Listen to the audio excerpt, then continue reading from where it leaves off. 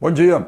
Ontem os deputados não conseguiram fazer aprovar um jabuti que puseram naquela medida provisória que reduziu o número de ministérios para 22. Qual era o jabuti que alguns espertos puseram lá?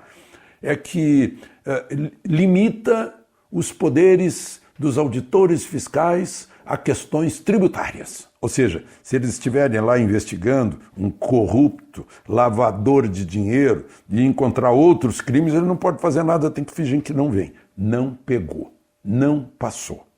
Não passou também isso na véspera, na quarta-feira, anteontem, não passou nessa medida provisória a recriação do Ministério do Trabalho, do Ministério das Cidades, do Ministério da Cultura. Estavam querendo ampliar o governo de novo, aliás, não voltou a ter 22, a 29 manteve os 22, e foi para o Senado, agora com o COAF voltando ao lugar onde ele estava, ao Ministério da Economia. Estava no Ministério da Fazenda, foi para o Ministério da Justiça, está lá no Ministério da Economia, pela Câmara.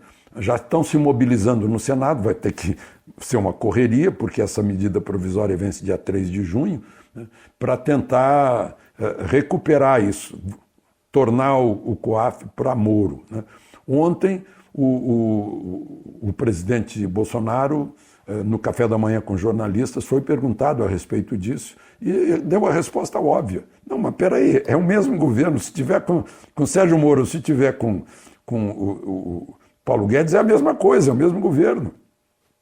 Porque parece que tem uma lógica, não dos deputados. Os deputados têm medo de Sérgio Moro. Esses deputados que deu 200, eu anotei aqui o número de votos, não, a diferença foi de 18 votos, 228 a 210. Então, 228 deputados, com medo de Moro, acham que é melhor controlar o dinheiro que vai de um lado para o outro, lá pelo Ministério da Fazenda.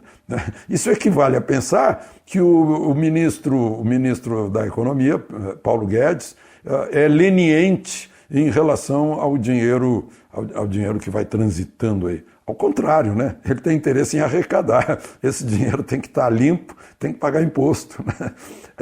Então eu não sei por que fizeram tanto barulho em relação a essa história do COAF. Enfim, vai para o Senado pode modificar isso, e o presidente ainda, sei lá, pode estudar alguma maneira de vetar alguma coisa, mas não vai fazer nenhuma diferença. Agora, eu falei nesse café da manhã do presidente com os jornalistas, eles perguntaram sobre essa medida provisória, que é de Temer, que abriu o espaço aéreo doméstico brasileiro para as empresas estrangeiras. E, ao mesmo tempo, aproveitaram para botar o jabuti lá e dizer, olha, mas ninguém paga bagagem de até 23 quilos, não vai ter tarifa especial. Aí perguntaram para o presidente se ele ia vetar isso. Ele disse, olha, se depender do meu coração, não, vou deixar que fique isenta essa bagagem, mas vou decidir no 48º minuto do segundo tempo.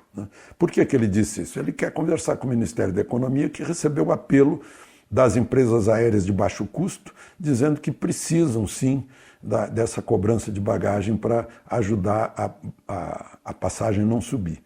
Agora, o que vai ajudar a passagem a não subir é a concorrência que vem da Europa, da Air Europa, por exemplo, que é uma empresa espanhola que já está entrando aqui no nosso... Já tem até voos de Salvador, de cidades nordestinas para a Europa. Aí vai fazer voos domésticos também, vai ter mais concorrência. Enfim, a grande notícia do dia veio de Paris. Os Estados Unidos mudaram de opinião, conforme promessa de Trump a Bolsonaro.